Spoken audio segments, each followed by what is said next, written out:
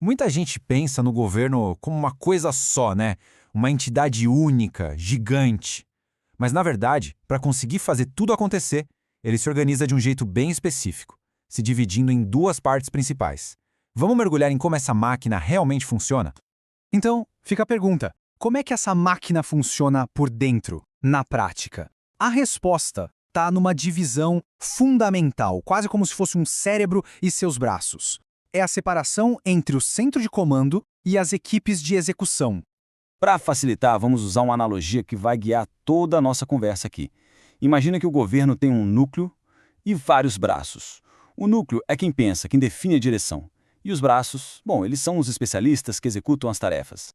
Beleza, então vamos começar pelo coração de tudo, o núcleo. É aqui na administração direta que as decisões mais importantes são tomadas e onde está a estrutura principal do Estado. A administração direta é, basicamente, a essência do Estado. Pensa assim, são os órgãos que não têm vida própria, legalmente falando. Eles são o próprio Estado. A presidência, os ministérios, eles atuam de forma centralizada, são o cérebro da operação. E essa imagem aqui ajuda a visualizar isso perfeitamente. A administração direta está em todas as esferas, sabe? Federal, estadual, municipal.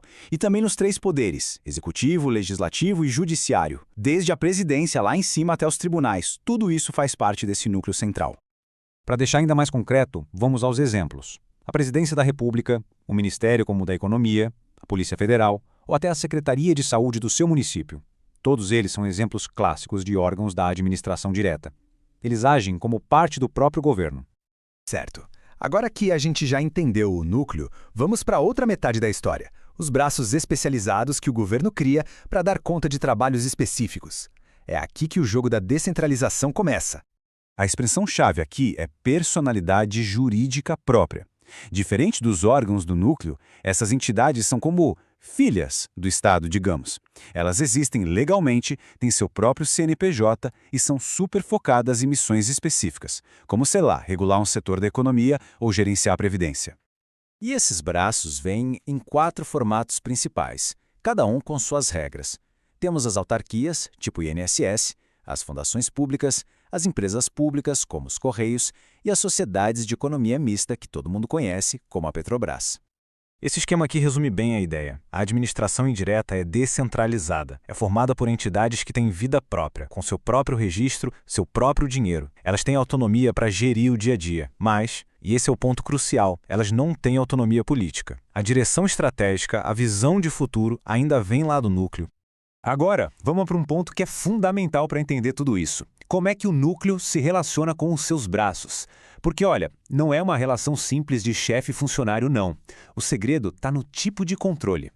Essa frase do direito administrativo, nossa, ela resume tudo perfeitamente. Um órgão da administração direta está subordinado. Ele tem um chefe direto. Já uma entidade da indireta, ela está apenas vinculada. O que isso significa na prática? Que ela não recebe ordens diretas sobre o como fazer, mas sim é supervisionada para garantir que está cumprindo os seus objetivos. E essa tabela deixa a distinção bem clara, lado a lado. Na direta, a relação é de hierarquia, de chefe para subordinado, ponto final. Na indireta, a relação é de vinculação, ou seja, um controle focado na finalidade, para garantir que a missão daquela entidade está sendo cumprida. É uma lógica bem diferente. Beleza, mas quais são as regras do jogo para esses braços? Porque, apesar de serem diferentes entre si, todas as entidades da administração indireta seguem um tipo de manual de regras em comum. Basicamente, todas elas compartilham estas 4 características. Primeiro, têm sua própria identidade legal e financeira. Segundo, a existência delas sempre depende de uma lei específica. Terceiro, elas não podem sair fazendo o que quiserem, têm um propósito definido por lei. E quarto, como a gente acabou de ver, são controladas, mas não comandadas diretamente. E aqui tem um detalhe bem importante que às vezes gera confusão. A lei é sempre necessária, isso já entendemos, mas ela pode agir de 2 formas. Às vezes, a própria lei já cria a entidade, já dá vida a ela no momento que entra em vigor. Em outros casos, a lei só autoriza a criação, o que vai exigir um passo a mais para a coisa acontecer de fato. E esse slide detalha exatamente essa diferença. Olha só que interessante. Autarquias e algumas fundações públicas já nascem junto com a lei. A lei entrou em vigor, elas existem. Já as empresas públicas e as sociedades de economia mista não. A lei autoriza, e aí é preciso fazer o registro dos seus estatutos em um órgão competente, bem parecido com uma empresa privada, para elas ganharem vida de verdade. Ok. Depois de entender toda essa mecânica, a grande pergunta é: por quê? Por que um governo se organiza dessa forma? Qual é a lógica por trás dessa divisão toda entre núcleo e braços? A resposta está em tentar pegar o melhor de dois mundos. O núcleo garante que a direção política seja unificada, que todo mundo esteja remando para o mesmo lado.